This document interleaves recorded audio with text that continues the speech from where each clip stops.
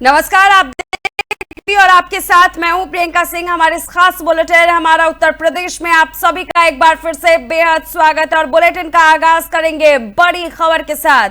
बड़ी खबर सहारनपुर से सामने आ रही है। सहारनपुर जिले के थाना चिलकाना क्षेत्र में यमुना तटवर्ती गांव जोधे बांस में सेना के एक अपाचे हेलीकॉप्टर की इमरजेंसी लैंडिंग कराई गई है। ये लैंडिंग तकनीकी खराबी के चलते की गई है। हेलीकॉप्टर खरसावा एयरफोर्स स्टेशन से रूटीन अभ्यास के लिए उड़ान भर रहा था। अचानक तकनीकी समस्या आने पर पायलटों ने तुरंत सूझबूझ दिखाते हुए खेतों में सुरक्षित लैंडिंग की है। हेलीकॉप्टर में सवार दोनों पायलट पूरी तरह से सुरक्षित है। घटना की जानकारी मिलते ही पुलिस और सेना के अधिकारी मौके पर पहुंचे। सेना की तकनीकी टीम ने मौके पर पहुंचकर हेलीकॉप्टर की जांच शुरू कर दी है। किसी तरह की जनहानि नहीं हुई और लैंडिंग स्थल को सुरक्षा घेरे में ले लिया गया है। स्थानीय ग्रामीण की भारी भीड़ जमा हो गई, लेकिन स्थिति पूरी तरह नियंत्रण में रही। फिलहाल हेलीकॉप्टर की तकनीकी खामी की विस्तृत जांच की जा रही है।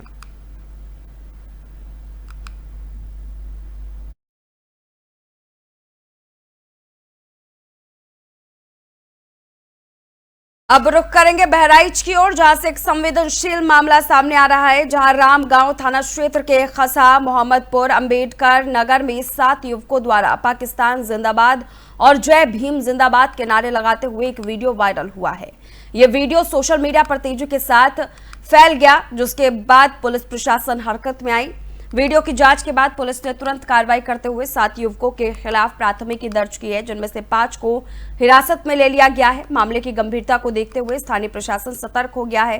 खासकर भारत नेपाल सीमा क्षेत्र पर पहले से ही हाई अलर्ट जारी है। पुलिस अधिकारियों के मुताबिक मामले की जांच की जा रही है और शांति व्यवस्था बनाए रखने के लिए सभी आवश्यक कदम उठाए जा रहे हैं। इस प्रकार की देश विरोधी गतिविधियों को किसी भी सूरत में बर्दाश्त नहीं किया जाएगा।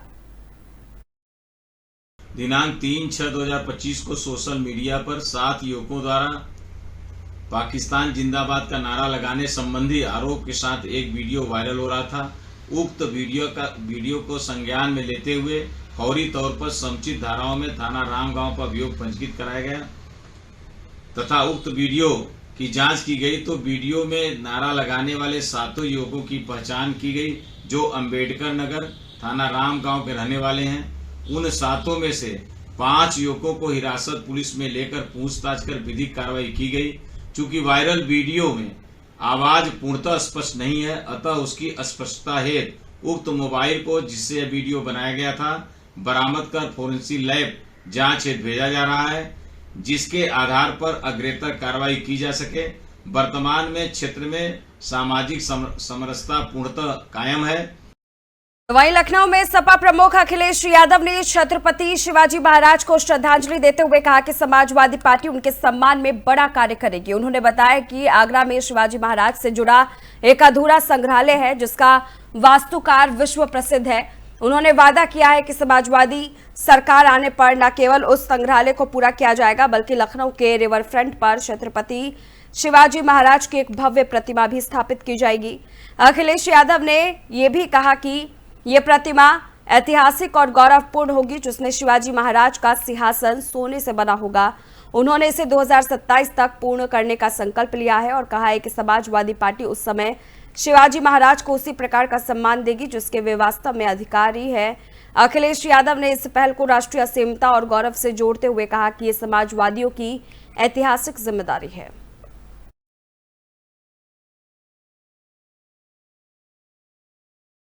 चलिए अब रुख करेंगे कुशीनगर की ओर। कुशीनगर में प्रधानमंत्री आवास योजना का गंभीर दुरुपयोग सामने आया है। वार्ड नंबर 21 कृष्णनगर में संगीता नाम की महिला को 29 जून 2021 को यह आवास आवंटित किया गया था।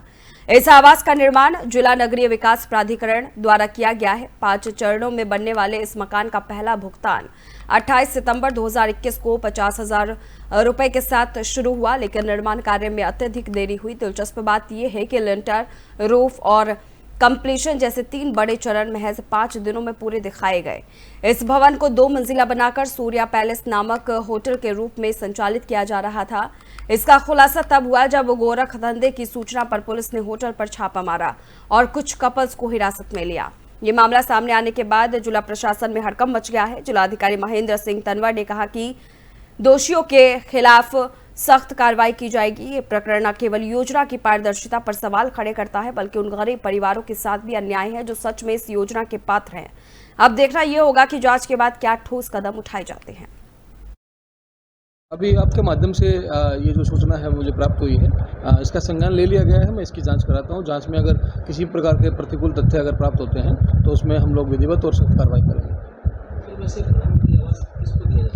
देखिए, उसकी पात्रता अलग है। जिनके पास में कच्चा मकान होता है उनको, और जो पात्रता की श्रेणी में आते हैं उन लोगों को दिया जाता है। और जिस प्रकार का आपने इन्फॉर्मेशन दी है वो तो वहीं उन्नाव से एक सकारात्मक पहल की खबर भी सामने आ रही है, जहां जिला प्रशासन शहर को सुंदर और सुव्यवस्थित बनाने की दिशा में ठोस कदम उठा रहा है। इसके तहत गांधीनगर तिराहा और रामलीला मैदान क्षेत्र का व्यापक सुंदरीकरण किया जाएगा। बीते दिन जिलाधिकारी गौरांग राठी, पुलिस अधीक्षक दीपक भकुर, एसडीएम क्षितिश द्विवेदी सहित पीडब्ल्यूडी और नगर पालिका के अधिकारियों ने इन स्थलों का निरीक्षण किया और प्रस्तावित कार्यों की समीक्षा की। गांधीनगर तिराहे पर अव्यवस्थित फुटपाथों को दुरुस्त कर दोनों ओर सुंदर और सुरक्षित पैदल पथ बनाए जाएंगे। डीएम के निर्देश के अनुसार विकास कार्य इस तरह हो कि राहगीरों को सुविधा मिले और शहर की सुंदरता भी बनी रहे। तिराहे के आसपास जमी दुकानों को हटाकर सुरक्षित स्थानों पर स्थानांतरित किया जाएगा। अधिकारियों ने आश्वस्त किया है कि दुकानदारों के हितों की अनदेखी नहीं होगी। रामलीला मैदान में 4 दीवारी ग्रीनरी, बैठने की व्यवस्था, लाइटिंग और स्थायी मंच निर्माण की योजना है ताकि धार्मिक और सांस्कृतिक आयोजनों को बढ़ावा मिल सके। संयुक्त विकास योजना के तहत rain water harvesting, solar light और आधुनिक ट्रैफिक प्रबंधन जैसी सुविधाएं भी शामिल हैं।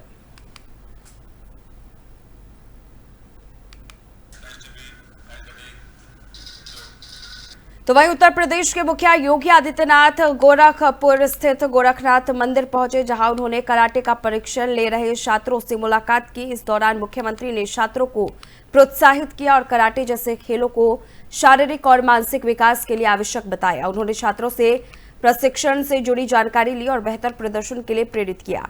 सीएम योगी ने कहा कि खेल केवल प्रतियोगिता का माध्यम नहीं है, बल्कि ये अनुशासन, आत्मविश्वास और आत्मरक्षा का जरिया भी है। इस मौके पर मंदिर परिसर में मौजूद अन्य लोगों से भी उन्होंने संवाद किया। मुख्यमंत्री की ये पहल शिक्षा और खेलों को बढ़ावा देने की उनकी प्रतिबद्धता को दर्शाती है। गौरतलब है कि गोरखनाथ मंदिर परिसर में समय समय पर युवाओं के लिए खेल और प्रशिक्षण कार्यक्रम आयोजित किए जाते हैं, जिससे उन्हें आत्मनिर्भर और सशक्त बनाया जा सके।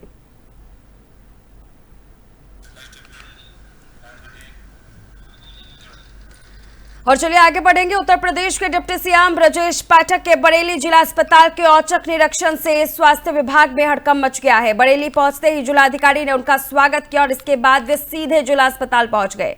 डिप्टी सीएम ने इमरजेंसी वार्ड, पैथोलॉजी लैब समेत कई विभागों का निरीक्षण किया और मरीजों से बातचीत कर दवाओं और इलाज की उपलब्धता के बारे में जानकारी ली। निरीक्षण के दौरान ब्रजेश पाठक ने डॉक्टरों की कमी पर नाराजगी व्यक्त की और कहा कि इस समस्या को प्राथमिकता के आधार पर जल्द ही दूर किया जाएगा। अस्पताल प्रशासन और स्वास्थ्य विभाग के अधिकारी निरीक्षण से पहले ही व्यवस्थाएं सुधारने में लगे थे, फिर भी कई कमियां सामने आई है। निरीक्षण के दौरान सीएमओ, सीएमएस, मेयर और विधायक मौजूद रहे। डिप्टी सीएम का ये दौरा स्वास्थ्य सेवाओं में लापरवाही पर सख्त चेतावनी माना जा रहा है।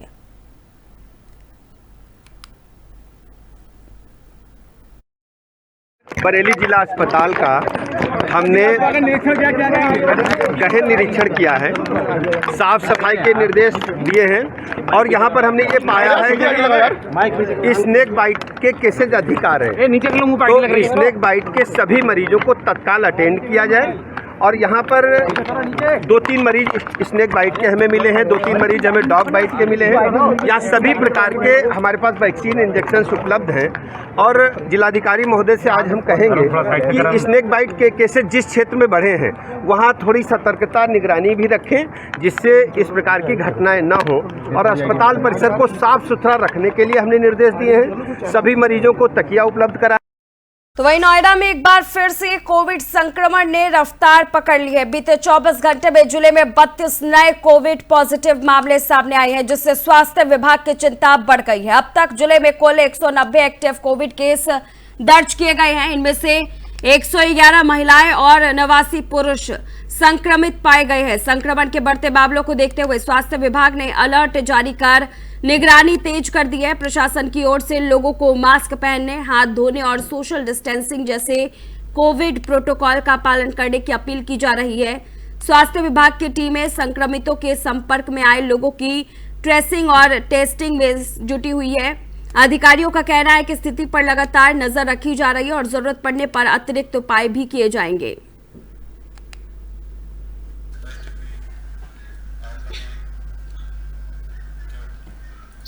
तो वहीं लखनऊ की सीबीआई कोर्ट ने 12 साल पुराने रिश्वतखोरी मामले में पंजाब नेशनल बैंक के पूर्व अधिकारी भूपेंद्र सिंह भाटियानी को 3 साल की जेल की सजा सुनाई है। भाटियानी उस्मानपुर बाराबंकी के तत्कालीन अधिकारी थे, जिन्हें इस भ्रष्टाचार मामले में दोषी पाया गया है। इसी के साथ ही कोर्ट ने उन पर 1.10 लाख रुपए का जुर्माना भी लगाया है। मामले में निजी व्यक्ति नितिन तिवारी को भी 6 महीने की सजा सुनाई गई है। यह मामला बैंक के विभागीय कार्यों में अनियमितताओं से जुड़ा था, जिसमें दोनों पक्षों ने रिश्वत की मिलीभगत की थी।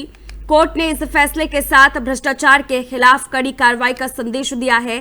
ये फैसला 12 साल की लंबी कानूनी लड़ाई के बाद आया। पीड़ित पक्ष और सामाजिक संगठनों ने इस निर्णय का स्वागत किया है।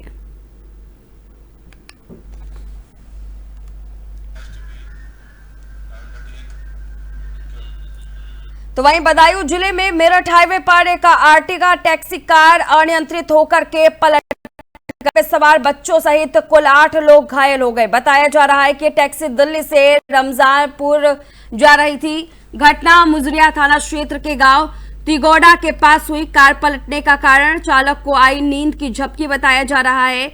घटना की सूचना मिलते ही 108 एम्बुलेंस मौके पर पहुंची और घायलों को तत्काल उजानी सामुदायिक स्वास्थ्य केंद्र ले जाया गया। प्राथमिक उपचार के बाद सभी घायलों को गंभीर हालत में बदायूं के राजकीय मेडिकल कॉलेज रेफर किया गया है। स्थानीय लोगों ने तत्परता दिखाते हुए एम्बुलेंस और पुलिस को सूचना दी और राहत कार्यों में मदद की।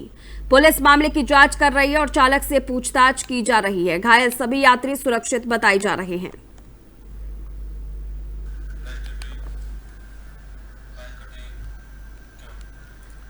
तो वहीं उत्तर प्रदेश के चंदौली में रेलवे के जरिए हो रही शराब तस्करी का बड़ा मामला सामने आया है। चंदौली पुलिस की कार्रवाई में खुलासा हुआ है कि बिहार की ओर जाने वाली 28 ट्रेनों से नियमित रूप से शराब की तस्करी हो रही है। इस मामले में अज्ञात तस्करों पर आबकारी अधिनियम के तहत केस दर्ज कर लिया गया है। सबसे चौंकाने वाली बात यह है कि जिस काम की जिम्मेदारी रेलवे पुलिस की है, वो कार्रवाई चंदौली पुलिस कर रही है। इस पूरे घटनाक्रम से आरपीएफ और जीआरपी की कार्यशैली पर सवाल उठ रहे हैं। सूत्रों की माने तो तस्करों से विभाग को मोटी रकम मिलती है। 1 साल पहले तस्करी के मामले में आरपीएफ के 2 जवानों की हत्या भी हो चुकी है। भदोही से बीजेपी सांसद डॉक्टर विनोद कुमार बिंद ने डीडीयू स्टेशन से शराब तस्करी का मुद्दा उठाया था। पुलिस का दावा है कि जल्द ही सरगना का चेहरा बेनकाब होगा।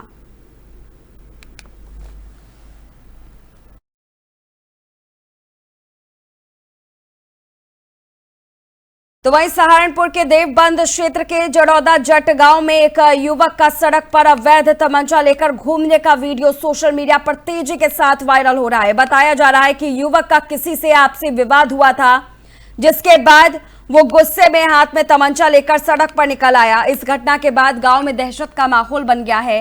वीडियो में युवक द्वारा आपत्तिजनक भाषा का प्रयोग करते हुए देखा गया है, जिसमें लोगों में आक्रोश भी देखने को मिल रहा है। स्थानीय लोगों ने पुलिस को इसकी सूचना दी। देवबंद पुलिस ने वायरल वीडियो को गंभीरता से लेते हुए जांच शुरू कर दी है। युवक की पहचान के प्रयास किए जा रहे हैं और वीडियो की सत्यता की पुष्टि के बाद आगे की कानूनी कार्रवाई की जाएगी। पुलिस ने लोगों से शांति बनाए रखने की अपील की है।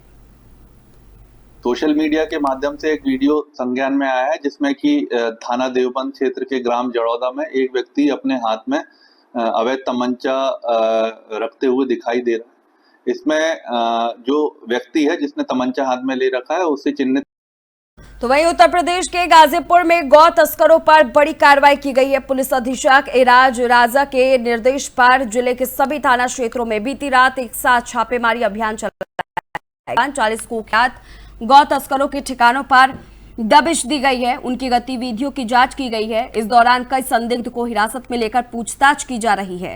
पुलिस सभी तस्करों के आपराधिक रिकॉर्ड तैयार कर रही है और पूछताछ से मिली जानकारी के आधार पर आगे की कानूनी कार्रवाई भी की जाएगी। गौ तस्करी प्रभावित क्षेत्रों में ड्रोन से सर्वे, वीडियोग्राफी और फोटोग्राफी की जा रही है ताकि गतिविधियों पर सटीक निगरानी रखी जा सके। पुलिस ने नए तस्करों की पहचान भी शुरू कर दी है और उन्हें सूचीबद्ध कर कार्रवाई की जाएगी। गौ तस्करी पर जीरो टॉलरेंस की नीति के तहत पुलिस का यह अभियान जारी रहेगा। हमारे जनपद के 40 गौ तस्कर हैं जो कि सूची हमारे द्वारा और शासन के द्वारा बनाई गई थी। उन 40 गौ तस्करों की सूचना हम लोग के द्वारा एकत्र की गई और वो कहाँ रहते हैं ये सब जगह पर हमारे द्वारा आइडेंटिफाई की गई और फिर उसके बाद 40 विभिन्न टीमों ने कल रात में एक साथ उन 40 स्थानों पर रेड की और काफ़ी गौ तस्करों को हम लोगों ने पूछताछ के लिए थाने पर लेके गए हैं। उनसे पूछताछ की जा रही है, उनसे अहम जानकारियाँ जुटाई जा रही है। कुछ लोगों के पास संदिग्ध वस्तुएं भी प्राप्त हुई हैं, उनकी भी हम लोग जांच कर रहे हैं थोरोली कि क्या है और किस तरह से वो लोग चीज़ करते हैं। उनके फ़ोन्स चेक किए जा रहे हैं कि फ़ोन में किस तरह की इन्फॉर्मेशन उनसे प्राप्त होती है। तो इसका जो मेन मोटिव है ये है कि हर हाल में गौ तस्करी पर हमारे जनपद के 40 गौ तस्कर हैं जो कि सूची हमारे द्वारा और शासन के द्वारा बनाई गई थी।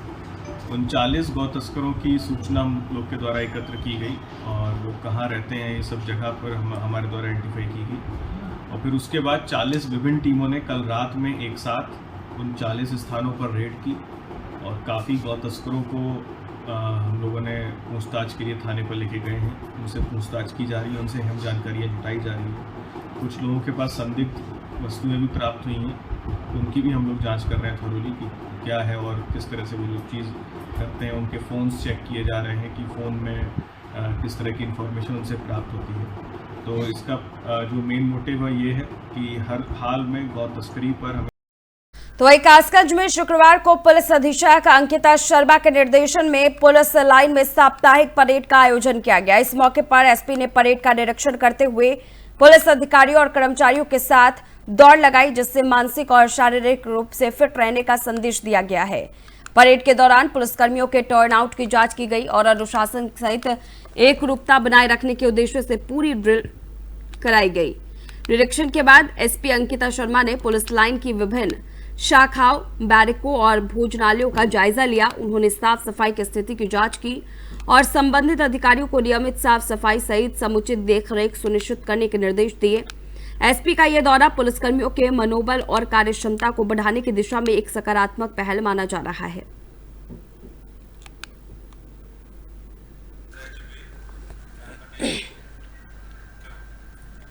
तो वही शामली शहर कोतवाली के सिंभालका बाईपास के पास एक व्यापारी की मुनीम से लूट की घटना 4 दिन पहले हुई, लेकिन पुलिस अभी तक कोई ठोस सुराग नहीं जुटा पाई है।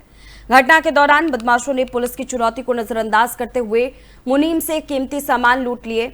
इस घटना का सीसीटीवी कैमरे में वीडियो भी कैद हो गया है, जिसमें लुटेरों की गाड़ी स्पष्ट रूप से दिखाई दे रही है।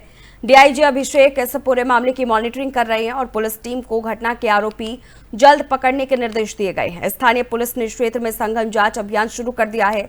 लोगों में सुरक्षा को लेकर चिंता व्याप्त है। प्रशासन ने शांति बनाए रखने की अपील करते हुए जल्द से जल्द अपराधियों की गिरफ्तारी का भरोसा दिलाया।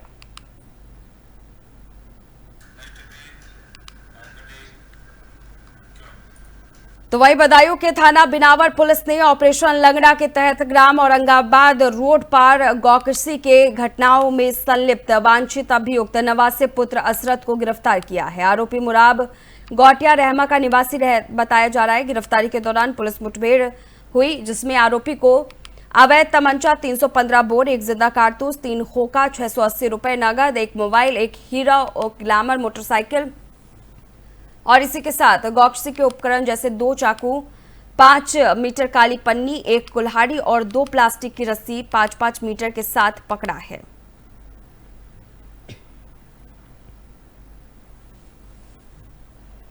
थाना बिनावर की पुलिस टीम के द्वारा आज औरंगाबाद माफिया गांव में चेकिंग के बाद लौटने के क्रम में सामने से आती हुई एक मोटरसाइकिल दिखी थी, जिसपे कि 2 सवार थे। पुलिस टीम को देख करके वह काफ़ी तेज़ी से मोटरसाइकिल मोड़ करके कच्चे रास्ते की तरफ भागने लगे। पुलिस टीम ने जब उनका पीछा किया, पुलिस टीम को लक्ष्य करके जानलेवा फायरिंग कर दिए। पुलिस टीम ने आत्मरक्षा जवाबी फायरिंग की, जिसमें एक बदमाश बाएं पैर में गोली लगने से घायल हुआ तथा दूसरा अंधेरे का फायदा उठा करके भागने में सफल रहा, जिसकी तलाश के लिए लगातार कम्बिंग जारी है। घायल बदमाश ने पूछताछ में अपना नाम नवासे, जो रहीमा का रहने वाला है, उसने बताया। उसके आपराधिक इतिहास के बारे में जानकारी की गई। 1.5 दर्जन से अधिक उसके ऊपर संगीन धाराओं में, जिसमें लूट, हत्या, चोरी, गोवध आदि के मुकदमे पंजीकृत हैं, पता चला है। उसके अन्य आपराधिक मामलों की जानकारी की जा रही है। फिलहाल घायल को चिकित्सा हेतु हॉस्पिटल भिजवा दिया गया है। उसके पास से एक मोटरसाइकिल, एक अवैध तमंचा 315 बोर, खोखा कारतूस तथा एक जिंदा कारतूस बरामद हुआ है।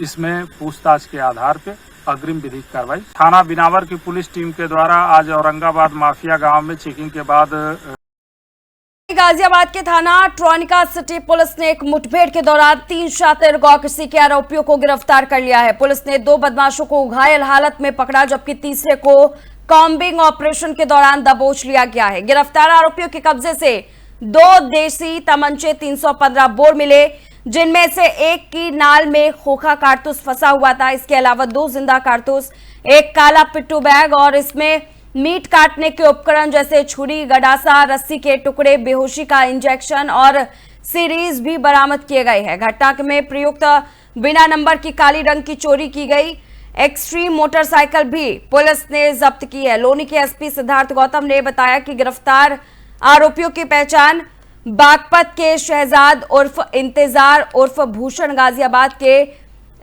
रूप में हुआ है और पुलिस अब इस पूरे मामले को लेकर के अब आगे की कार्रवाई कर रही है।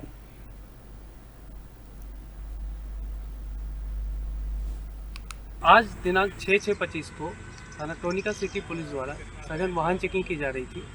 इसी क्रम में गेट नंबर 2 पर चेकिंग के दौरान एक बिना नंबर प्लेट की बाइक, जिस पर 3 व्यक्ति सवार थे, तेजी से पूस्ता की तरफ से आते हुए दिखाई पड़े, जिन्हें रोकने का इशारा किया गया, परंतु और रुकने के बजाय बाइक को और तेजी से भगाने का प्रयास करने लगे।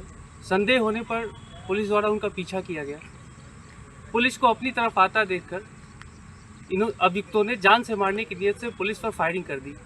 इसके उपरांत पुलिस द्वारा आत्मरक्षा जवाबी फायरिंग की गई, जिसमें 2 अभियुक्तों के पैर में गोली लगी है एवं एक अभियुक्त को पुलिस हिरासत में लिया गया है।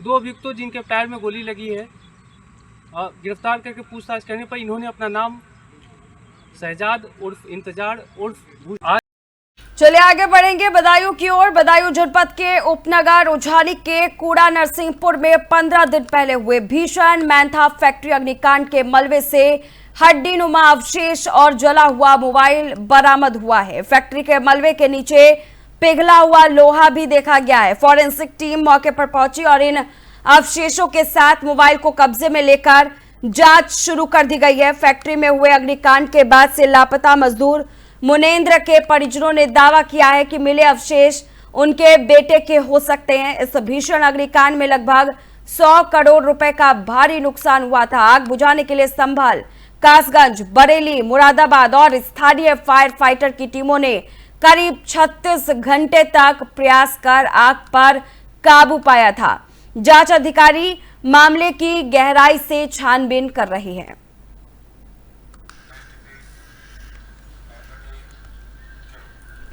और वहीं सहारनपुर में सुबह के समय एक दर्दनाक सड़क हादसा हुआ। हंगामे ने एक विकराल रूप ले लिया। रामपुर बड़गांव मार्ग पर शिवदासपुर गांव के पास खनन से भरे डंपर ने एक बाइक को टक्कर मार दी।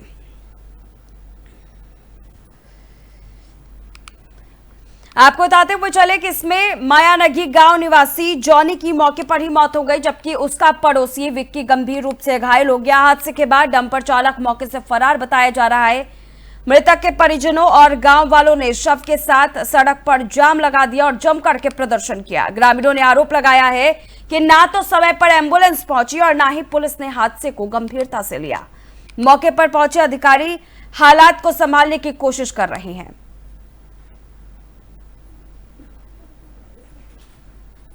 ट्रक के साथ में एक्सीडेंट हुआ। ट्रक वाला फरार होगा। लाल बड्डी का ट्रक है सीमेंट का, मोरे की तरफ चकवाड़ी की तरफ गया। पुलिस इस मामले में कोई रिस्क नहीं ले रही। एम्बुलेंस 1 घंटा केस हुआ, एम्बुलेंस भी नहीं आई। पुलिस वाले अब आए और वो हम अब भी बदमाशी दिखा रहे, लास्ट आओ जी, ये करो जी, वो करो जी, फलाना करो जी, ढिमका करो, हमें धमकी दे रहे।